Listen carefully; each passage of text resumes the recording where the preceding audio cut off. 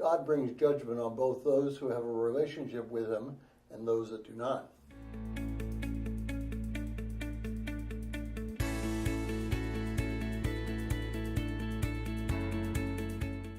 Well, if you're joining us in reading through this 90-day reading plan, today's reading is Isaiah chapters 17 and 18, and I encourage you to read that passage. Well, it's popular nowadays to think about judgment and keep the focus on those who do not have a relationship with Christ. However, while it is true that God will judge those who don't have that relationship, he also judges those who do have a relationship with him. The difference between the two judgments ultimately comes down to finality. A believer and a non-believer will be judged for their sin. Many times this judgment occurs in a person's lifetime and may result in some kind of human penalty.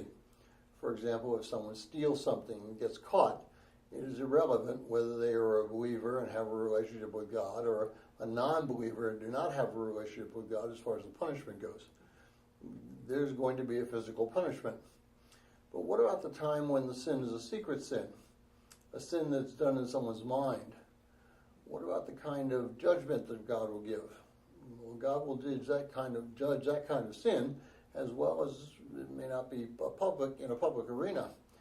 This is where a relationship with him comes into play.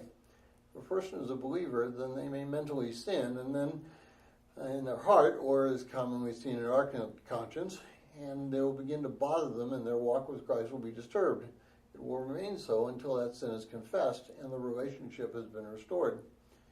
But if the person continues to sin, then the heart will become harder, and ultimately a more drastic action may be needed for the believer to repent and restore that relationship with God. It's impossible to know what exactly the punishment will be in that case, but there will be some kind of punishment or judgment to bring that person back. So whether or not it's a physical act of sin or a mental act, there will be a judgment of sorts. What it is and how long it lasts will be up to the person who needs to repent.